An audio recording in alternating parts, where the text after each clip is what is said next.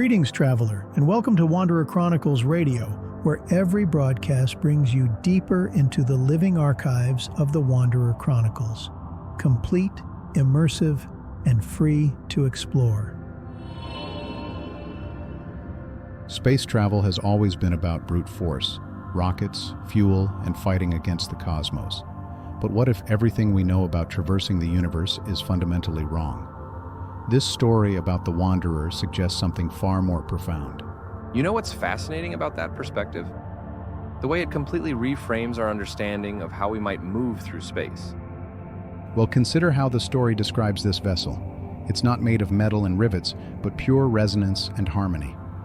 The implications are mind-blowing when you think about it. Instead of fighting against the fabric of space-time, it's essentially becoming one with it. That reminds me of how quantum physicists describe particle entanglement. This idea that everything is connected through underlying patterns we can barely comprehend. Exactly right. And what's particularly interesting is how the Keeper serves as this bridge between human understanding and something far more profound. When it says, "It remembers, that is enough," in response to whether the Wanderer is alive, it's challenging our whole concept of consciousness. So, how do you think this relates to our current approach to space exploration? I mean, we're still very much in the bigger rockets, more fuel phase.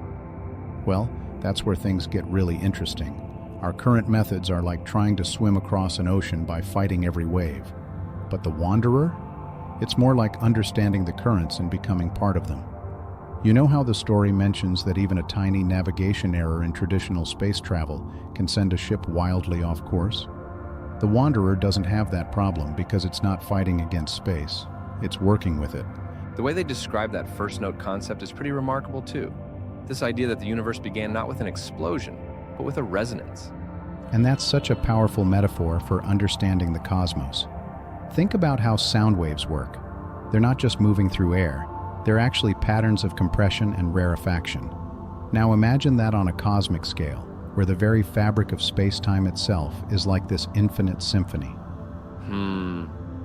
That makes me think about those recent discoveries in gravitational waves, where we're literally detecting ripples in space-time. Ah, yes, exactly. And here's where it gets even more fascinating. When the story describes the Wanderer entering a planet's atmosphere and nature holding its breath, that's not just poetic language. It's suggesting that this vessel is actually interacting with the fundamental forces that hold reality together. The human element really grounds all these cosmic concepts, though, especially through the captain's perspective. Well, that's because the captain represents our current understanding, trying to grasp something far beyond it. You know how quantum mechanics seems completely counterintuitive to our everyday experience? It's like that, but with space travel.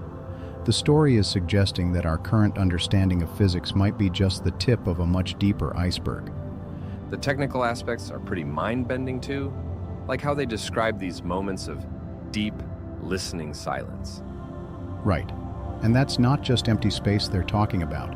It's more like, you know how in music, the spaces between notes are just as important as the notes themselves? The story is suggesting that what we think of as empty space is actually full of these patterns and resonances we just haven't learned to perceive yet. That's such an intriguing way to look at it. Like, we're missing most of the cosmic symphony because we're only tuned to certain frequencies.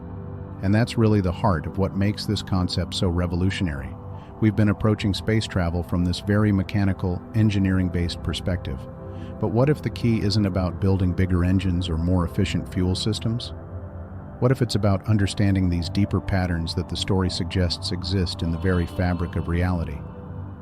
Looking toward the future, how do you think these ideas might influence our actual space exploration? I think we're already seeing hints of this in some cutting-edge physics research. Scientists are exploring concepts like quantum propulsion and space-time manipulation that would have seemed like pure science fiction just a few decades ago. The story of the Wanderer might be fiction, but it's pointing towards some very real possibilities about how we might eventually reach the stars. These stories are fascinating. This has been a story analysis presentation of Wanderer Chronicles Radio. Thanks for listening. Upcoming next, another fascinating story from the Keeper's living logs. Stay tuned.